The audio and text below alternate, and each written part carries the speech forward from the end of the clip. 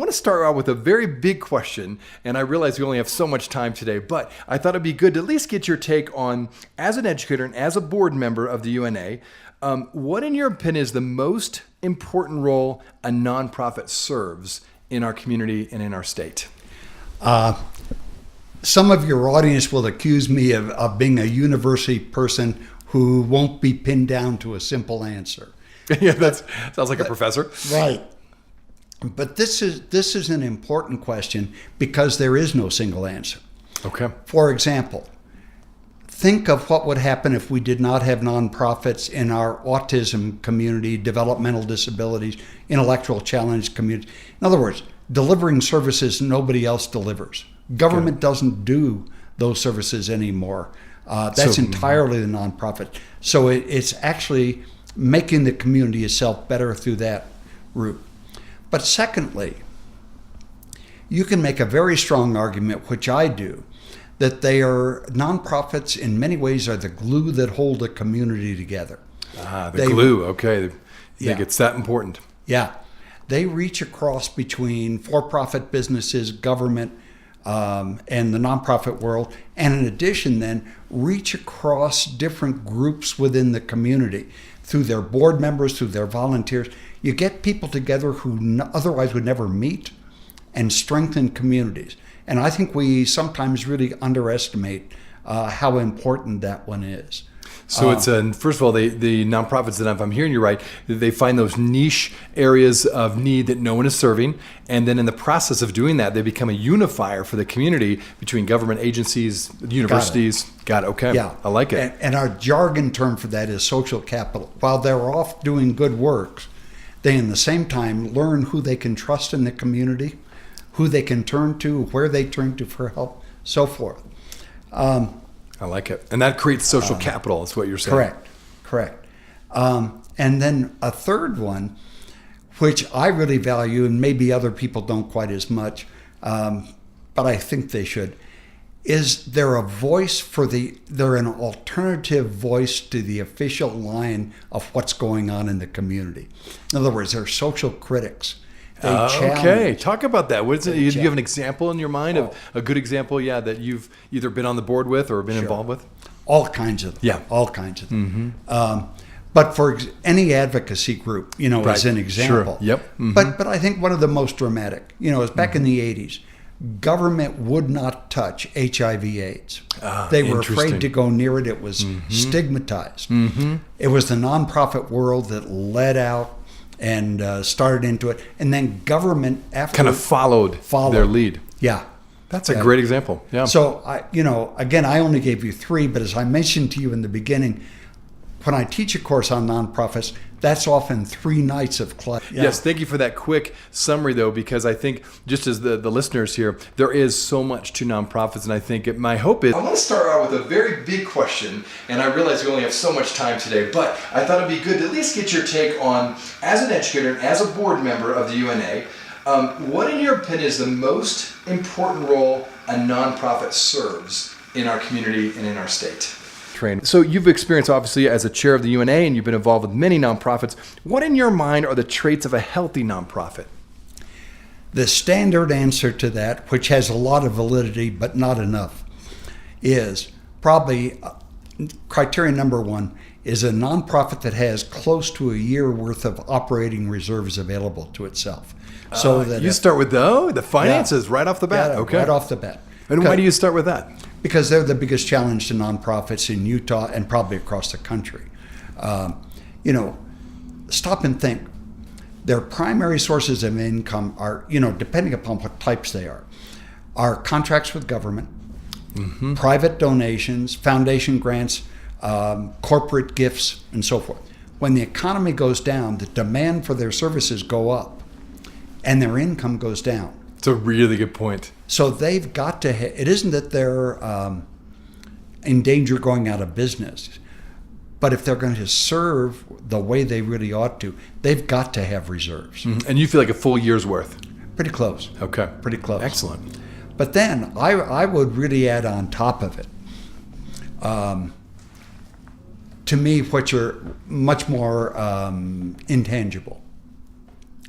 openness, transparency, connectedness with other organizations in the community, not in a silo, not walled off. By the way, the Utah Nonprofits Association has a code of ethics that it requires all members to sign. And that code of ethics is really a statement of what's a healthy, good, well-run nonprofit organization. That's a good point. It's nice to have standards, isn't there? You know, particularly, I think, like from a donor's perspective, if they give to a nonprofit, they want to make sure that nonprofit's, stewarding their money well. And so having a code of ethics, like you say, very, very important, and a great role for UNA to have, actually. Absolutely. Absolutely. And by the way, that's available on the Utah Nonprofits Association website for anybody who wants to look at it. That's a great point. I'm glad you pointed that out. Good. So code of ethics, a good solid financial background, and then openness and transparency. That's a big... Now, how does that look? I'm thinking now maybe an ED is listening, or someone in one of your classes. Just describe that or define that a little bit more. Transparency and openness, that's a squishy term perhaps. What does that look like when it's played out in a nonprofit? Well, I think the best example, if they don't have their annual report to the federal government, if they're 501c3, posted on their website, they aren't transparent. They're hiding. Love it. And if they aren't hiding, they're leading people to believe they're hiding. Got it. Okay. Yeah. Very good. Okay. Excellent. Anything else on that? I know we got lots of questions. Well, I was gonna say the next. Go ahead. Okay, so I told him we have a limited time. Yeah. So, all right, so we've got traits of a healthy nonprofit. Now, I know it's kind of an odd question perhaps, but for example, in Park City, we have there's close to 85 nonprofits that would be considered from the Park City Foundation to be 501c3s that have a legitimate mission and somewhat of an organization. So you think about, just as one example, that's a lot of nonprofits in a small population area. Full-time residents in Park City proper is just around 9,000 people. So my question is not just for Park City, but then you look at the state of Utah, and there's hundreds of nonprofits. Thousands. Okay, they're even better. Thousands. So do we have too many nonprofits, or do we need more? What's your take on that? First, I got to ask you some questions back that I won't ask. Oh, yeah. Okay, you turn it back around. All right. Okay. First, where in Utah? The situation is very different in a Fillmore, a Delta, than it is in Salt Lake City or Park City. Great point. Different worlds. Second, what type of nonprofit? Are you talking in the performing arts? Are you talking in programs for people with mental illness? The answer is very different depending upon, I'd almost draw a 2x2 table of where and in what areas. Got it. Let me come at it also a little different way. When people contact me, which happens fairly often, saying, I want to start a nonprofit, how do I do it? I bet they do, yeah. Almost always, they're going into an area where there are already too many nonprofits doing it. Got it. I urge them not to start one. Go volunteer with one, spend some time, really learn the ins and outs, what the need or need isn't, and then decide at that point if they should be starting one. The failure rate on new startups is very high. Yeah, do you have a percentage offhand by any chance? Is it like 30%? Is it 50%? Is it 75%? Again, I'm dealing on old data. Okay, got it. But 10 years ago, the last time I really saw a survey on that, it was close to 50% in the first 4 to 5 years. Wow, in the first 4 to 5 years. Okay, so half of them don't make it. People who want to start a nonprofit come at it from the heart. Exactly. And the heart doesn't lead to good management. Yeah, that's a great point, right? Yeah. You may have all the passion in the world, Correct. but you don't have a good plan. You don't have perhaps the wherewithal or the training to know what it takes to be a leader. Correct. Okay, so would you argue then, say, we'll just throw, you gave some good examples, in the more rural areas of Utah, do you think there's more need for nonprofits or less, say for community organizations, humanitarian nonprofits? I would say in the human services and related areas, I would say that in general your rural areas are in much greater need. The problem is you don't have enough people either on the supply side, if you will, or the demand side to be able to support them. So they need to go into alliances with other communities. That often ends up in controversy. Got it. Okay. It's interesting you say that. One of the things we do, we reach out to the Go Shoot Native American Reservation, which is just south of Wendover, and it takes a long time to get there from Park City. But we've learned that we've actually now partnered with a very small nonprofit, and actually it's a food pantry / thrift store in Wendover. And a lot of the Go Shoots we learned as we started working with them, because on the reservation there's limited jobs. And there's no middle school or high school, so they actually have to go to Wendover for middle school and high school. So some families move off the reservation temporarily so the kids can be there. Yeah. So anyway, a lot of these needs actually move off the reservation to Wendover. And so we've worked with them. But you're right, there is not the financial base to support a nonprofit on its own in Wendover, but the need is quite high. Correct. So what would you say, what would be a solution for that? Is that, what would someone who is eager to start a nonprofit, what would you say? Hey, go get your funding and then go out to Wendover, or go within the United Way and extend it out to Wendover? What would be a good model in your mind? First, I would want to know how many of the Go Shoots there are and so forth. I would never question the need. I've spent quite a bit of time working on Indian reservations. Yeah, so and I know very well. My answer would be, if you're from here and you think you're going to go to Wendover and solve the Go Shoots problems, you're an arrogant SOB. That's a reality check right there. I like that honesty. Yeah, I really do. Yeah. But the answer would need to be, you would need to have community support from businesses in Wendover or West Wendover whatever. Mm-hmm. You would need non-resistance from government and hopefully participation. But again, your community, for example, if assuming the Go Shoots are coming in, they are not contributing to the economy and they are drawing out. So you may have antagonism in the government to providing services. So again, I would suspect you need to find outside financial sources. That's a really good point. And I think, I see that personally, with what the nonprofit I lead here at the Christian Center. And I see that across the board, that particularly in the rural areas, it is a much more difficult place to provide the services that are needed, and then make those partnerships with government organizations that are already swamped and understaffed. So, that leads to, anything else on that before we move to your role? I think that's, Great advice. Yeah. Okay, in your role then, and I would say you have multiple roles. You wear many hats, but as a professor, specifically in the university system, now granted you're the chair of the UNA, which also puts you in a very interesting position for this question, but what have you seen to be the biggest challenges facing Utah's nonprofit sector today? What do you see are those biggest challenges? We've already alluded to some of them. I think far and away, in my experience, the biggest thing is not enough money coming in. And when I say non-professional management, I don't mean you've got to have a master's degree or something. Okay. But I mean really know how to run an organization. Mm-hmm. And that not only is there not enough money coming in, but it's not always managed and spent in the best ways. And I think the third one is lack of clear focus on mission. Interesting. Okay, mission. That as particularly when resources are tight for a nonprofit, that what you'll find is the word is mission creep. But typically, they'll see a source of money that is not directly in line with their area of competence, but they need the money, they know the service is needed, and they go do it, and they don't know how to do it. Got it. And then it dilutes what they were originally doing in the first place. Yeah. And usually ends up, sooner or later, also setting up competition for the money they had originally that was limited, and it just hurts the organization. But so a lot of it's vision, a lot of it's money, a lot of it's mediocre management. Mm-hmm. And again, I don't mean people are mediocre, but the management skills. Right. Yeah. And I know you did not come on the show to do a plug, but I thought this would be actually, because I'm learning more about what you provide. So say someone's listening and wants to get more training. They know they need more training. What does your program provide?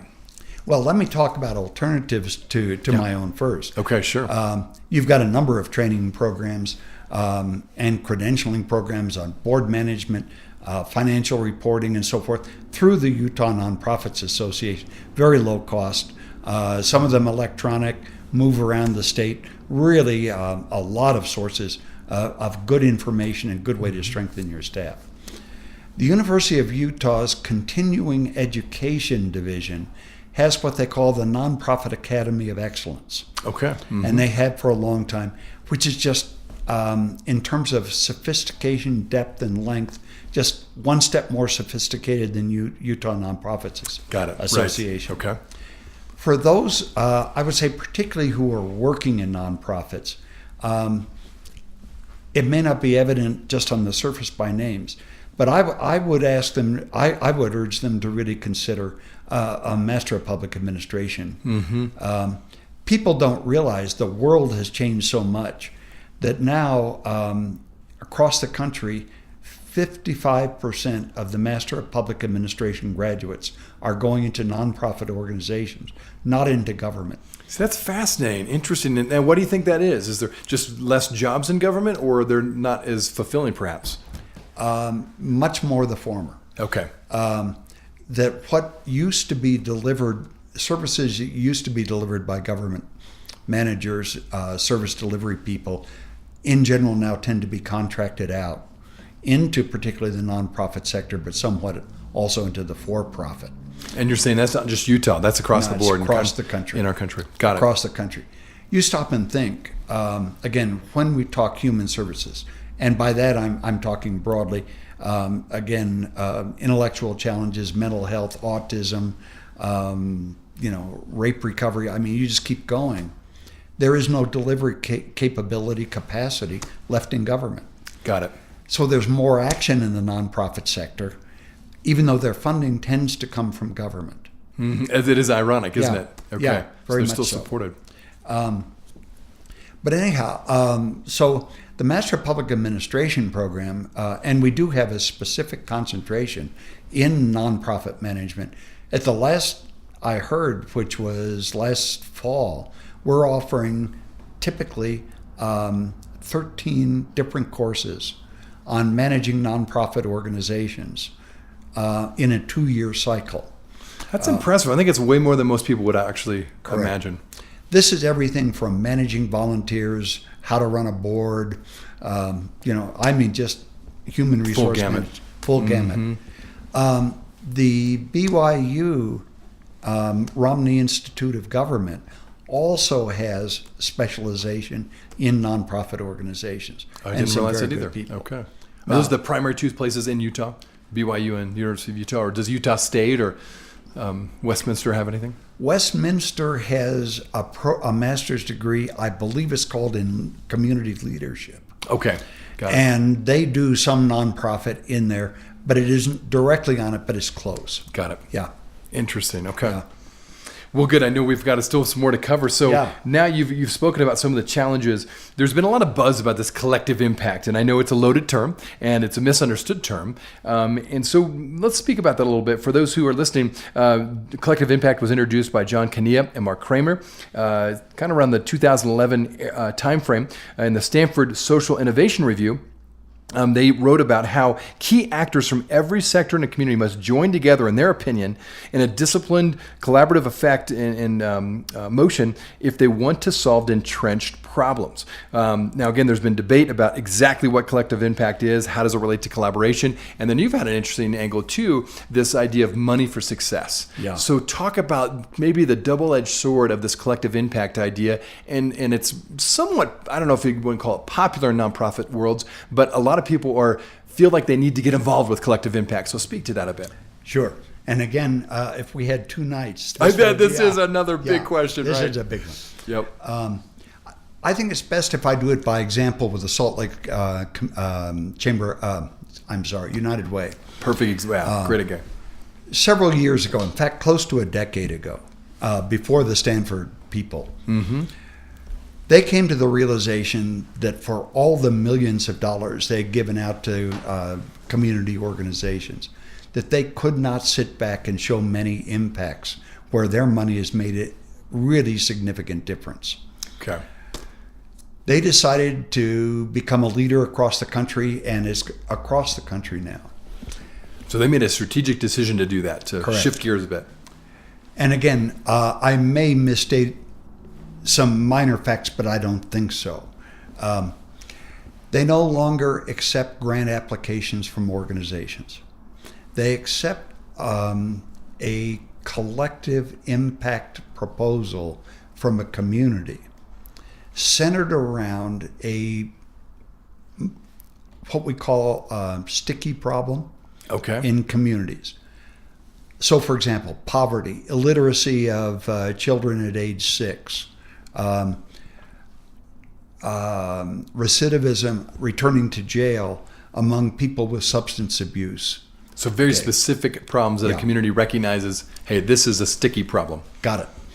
And no one agency of government, nonprofits or anything have full authority or the ability to solve it.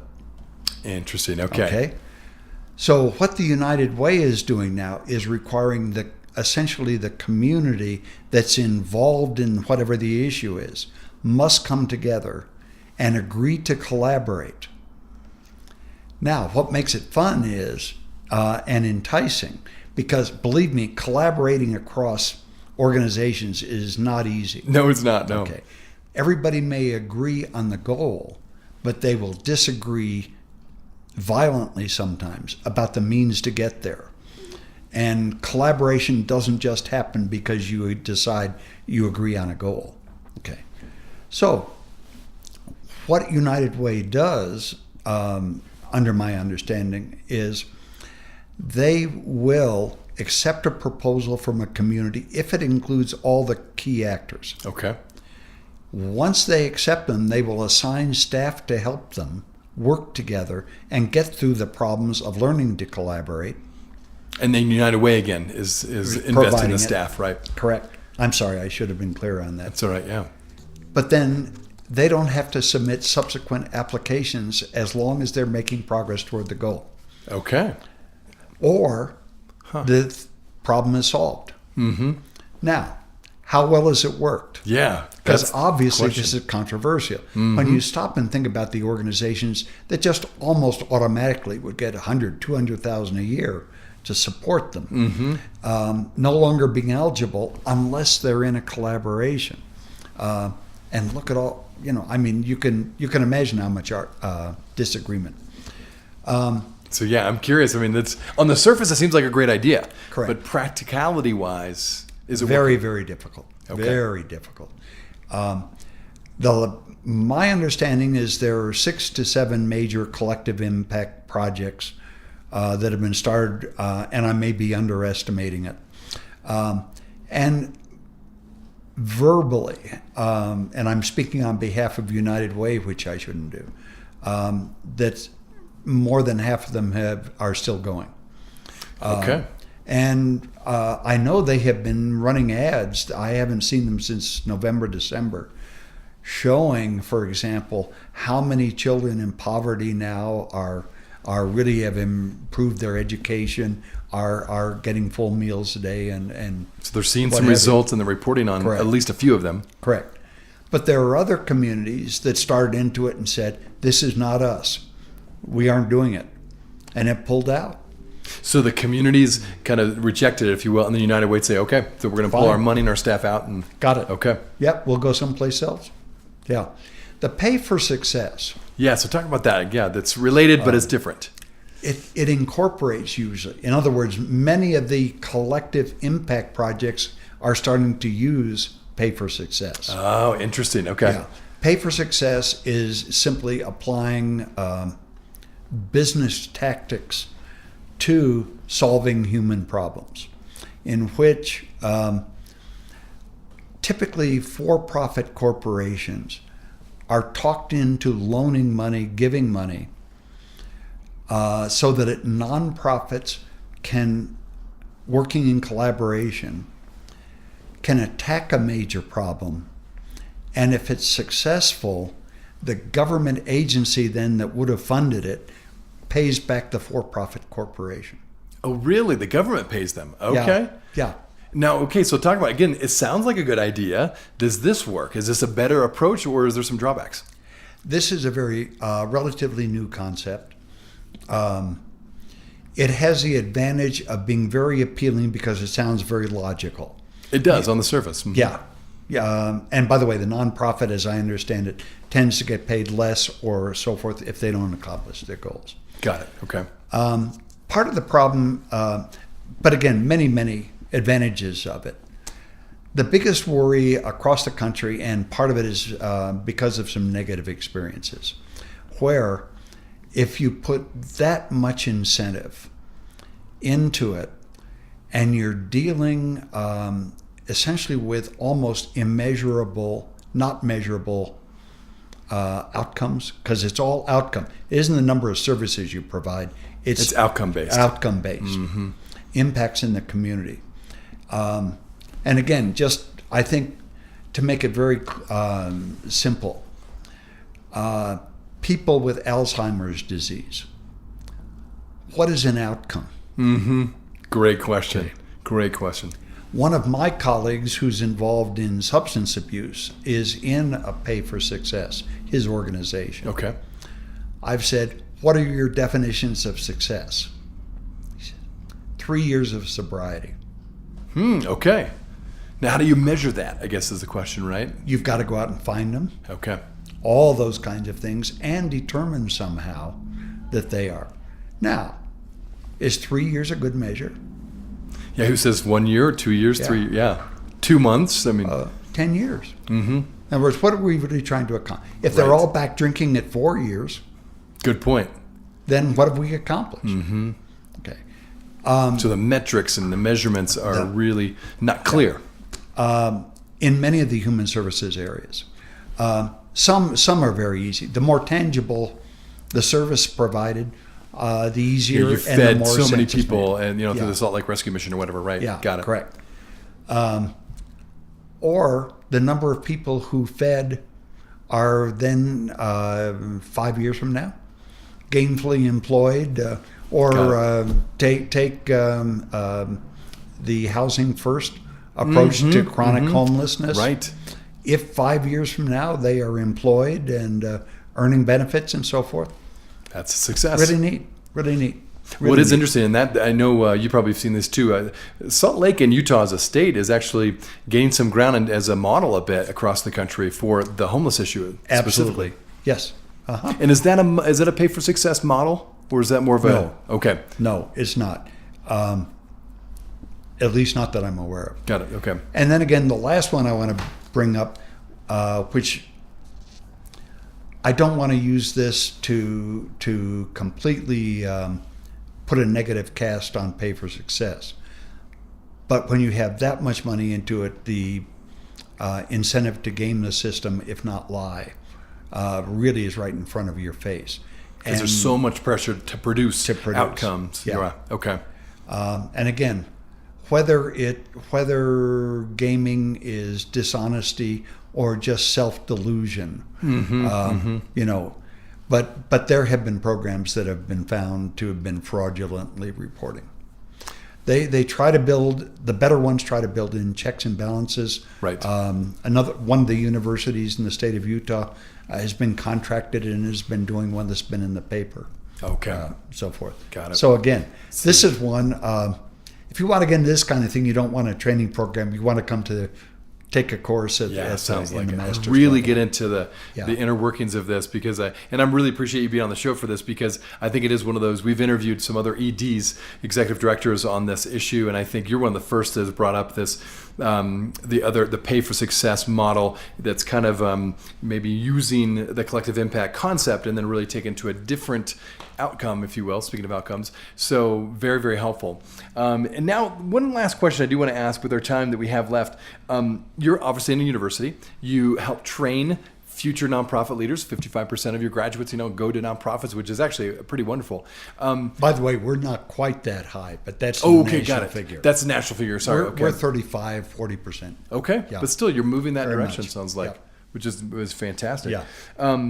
So universities and nonprofits. So beyond, in a sense, obviously you're kind of a unique spot in that you create classes and you're training leaders that eventually go into nonprofits. But in general, like University of Utah as an example, how do they seek out, or maybe they don't, or how do nonprofits on the flip side seek out the university to come together for some issue, whether it be HIV to homelessness to you name it?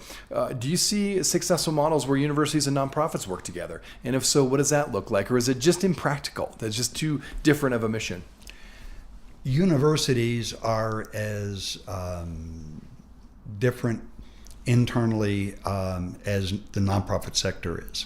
Okay. So if you ask me if a nonprofit approached a physics professor, I wouldn't know how to answer. Right. Okay. Management, social work, public administration, maybe political science, communication. Those are areas where, in other words, more generally the social sciences. Right, they're more of a natural fit. Much more of a natural fit. But so there's still limits. People have the image that university faculty spend 3 or 4 hours a week in class, and the rest of the time they sit at their desk with their feet up reading a book. You're saying that's not true? That is not true. Just kidding, yeah. Interesting, right. The pressures are extremely heavy, not only to publish, but over the last decade really, to be soliciting grants, because the percentage of the operating budget at a university that we receive from the legislature just continues to go down. Is that right? So the pressure for money, going back to what you said about nonprofits, is true for universities, sounds like. That's correct. So when a nonprofit, for example, would like a study done on what the need for services are, or how many different corporations in the area are already giving to, and those kinds of things. If they want it fast from a faculty member, the faculty member probably is already working, I would, on average, about 60 hours a week. Is that right? 60 hours? And by the way, that's over the summer usually too, with vacation. Now again, I can't defend 60 except among my colleagues. Right, got it. Okay. But there are lots of areas. And I'll just mention a few of different types. The University of Utah has the Lowell Benyon Community Engagement Center. Okay. The last I heard, 7,500 undergraduate students a year are out in the community working as volunteers for nonprofit organizations. That's fantastic. 7,500. Yeah. That's wonderful. Slightly over 1/3, I believe, of our undergraduate student body. Okay. Wow, that's impressive. Yeah, and I mean, that's a series of decade-long networks being built up, collaborations, partnerships. Do you think that was driven more by the students wanting to serve, or the university saying, hey, here's the opportunities, let's create these opportunities, or is it a little bit of both? I think it's both. Yeah, okay. Yeah. And as the university has made it very easy for students to do it, it's almost a norm now. You have friends who are doing it, and why aren't you? Exactly. If you're in a third, absolutely. Yeah. Which I think is a very neat learning experience. It is not a one-way gift. It's also a learning experience back in that really develops the character, and by the way, also doesn't hurt on job applications and graduate school applications. Do they get credit for that? No. Okay. No. So that's just purely, Okay. Not, at least I don't think so. That you're aware of. Okay. Yeah. I already mentioned the University of Utah's nonprofit academy for excellence. Right. This is where they draw very low, and when I say very low pay, I don't mean the individuals are in low-paying jobs, but when they teach in the Academy for Excellence, they get paid a very small amount. Okay, right. Got to it. really develop competency in the management of. So training is a big piece the university can come in You bet. to improve nonprofit management. Correct. That then also, for example, and I'll move from the Nonprofit Academy for Excellence into the Managed MPA program. That also gives us as faculty entree into the nonprofits they go to work for. Right. Which we then get benefit. We might place interns. There are all kinds of back and forth benefits that go that way. And another one that you may not be aware of, but 15 years ago, the University of Utah established the University Neighborhood Partnership. Oh, okay. And, yeah, explain that. What's that about? Salt Lake City donated a building on the west side over on 900 West for $1 a year, is my understanding, to build bridges between the west side community and the university. Okay, that expanded into how can you do this without involving help with nonprofits that are serving the refugee population. Okay. Interesting. Yeah. There is a lot of refugees that are settled in the western area. Huge. That has led to some departments at the university voluntarily getting involved in immigrant housing areas. Excellent. Teaching personal financial skills and so forth. Now, who wins? The recipient or the instructor? Both, don't you think? Yeah. Sure. It's a win-win. And as long as confidentiality and privacy are protected, could lead to research projects, access to things. But they're all and by the way, I don't know, I was shocked when I came here.